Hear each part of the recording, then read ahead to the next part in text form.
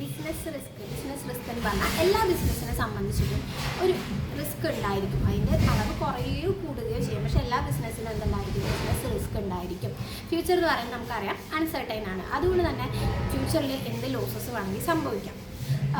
For example ഇപ്പോൾ business റിസ്കിന് ഉദാഹരണം പറയുകയാണെങ്കിൽ ഇപ്പോൾ നമ്മളൊരു പ്രൊഡക്റ്റ് ഉണ്ടാക്കുന്നു, ആ പ്രൊഡക്റ്റിൻ്റെ ഡിമാൻഡ് ഫ്യൂച്ചറിൽ കുറയാം അല്ലേ. അതേപോലെ തന്നെ നമ്മൾ നമ്മുടെ ബിസിനസ് സ്ഥാപനത്തിന് നാച്ചുറൽ കലാമിറ്റീസ് ഒക്കെ വന്നിട്ട് അതൊക്കെ ഉണ്ടാകുന്ന സമയത്ത് നമ്മുടെ ബിസിനസ് സ്ഥാപനത്തിന് അത് എഫക്റ്റ് ചെയ്യാം. അല്ലെങ്കിൽ നമ്മൾ കടം എടുത്തിട്ടുണ്ടായിരുന്നു, അപ്പോൾ ആ കടത്തിൻ്റെ ഇൻട്രസ്റ്റ് കൂടി. അങ്ങനെയാണെന്ന് ഈ പ്രോഫിറ്റിൻ്റെ കുറച്ച് പോർഷൻ നമ്മൾ ആ ഇൻട്രസ്റ്റ് കൂടിയത് നമ്മൾ അടയ്ക്കേണ്ടതായിട്ട് വരും. അപ്പോൾ പ്രോഫിറ്റ് കുറയും. ഇതൊക്കെ ബിസിനസ്സിനെ സംബന്ധിച്ച് എന്താണ്? റിസ്ക്കുകളാണ്. ഈ ബിസിനസ് റിസ്കിനെ രണ്ടായി ക്ലാസിഫൈ ചെയ്യാം. സ്പെക്കുലേറ്റീവ് റിസ്ക്കും അതേപോലെ പ്യുവർ റിസ്ക്കും. സ്പെക്കുലേറ്റീവ് റിസ്ക് എന്ന് പറയുമ്പോൾ ഈ ഒരു ഇൻസിഡൻറ്റ് ഉണ്ടാകുമ്പോൾ, ഈ റിസ്ക് ഉണ്ടാകുമ്പോൾ അതുവഴി ബിസിനസ്സിന് ചിലപ്പോൾ ഫേവറബിൾ ആയിട്ട് ഗെയിൻസ് ഉണ്ടാവും, അല്ലെങ്കിൽ എന്തുണ്ടാവും? ലോസസ് ഉണ്ടാവാം.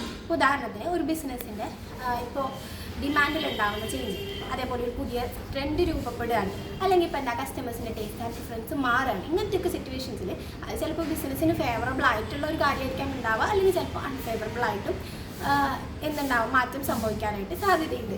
ഇനി എന്താണ് പ്യുവർ റിസ്ക്? പ്യുവർ റിസ്ക് എന്ന് പറയുമ്പോൾ ഇവിടെ ഒന്നില്ലെങ്കിൽ ലോസ് തീരെ ഇല്ലാത്തൊരവസ്ഥ, അല്ലെങ്കിൽ ലോസ് സംഭവിക്കുക. ഈ രണ്ട് കാര്യങ്ങളായിരിക്കും അതിൻ്റെ അനന്തരഫലമായിട്ട് ഉണ്ടാകുന്നത്.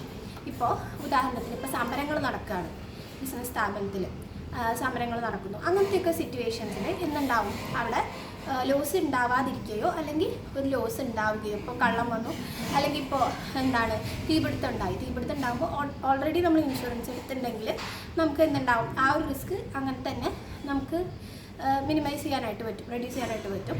അല്ലെങ്കിൽ ഇപ്പോൾ നമ്മൾ ഇൻഷുറൻസ് എടുത്തില്ലെങ്കിൽ അവിടെ ഒരു ലോസ് ഉണ്ടാകുന്നു. അപ്പോൾ രണ്ട് എഫക്റ്റ് മാത്രമാണ് അവിടെ ഉണ്ടാകുന്നത്.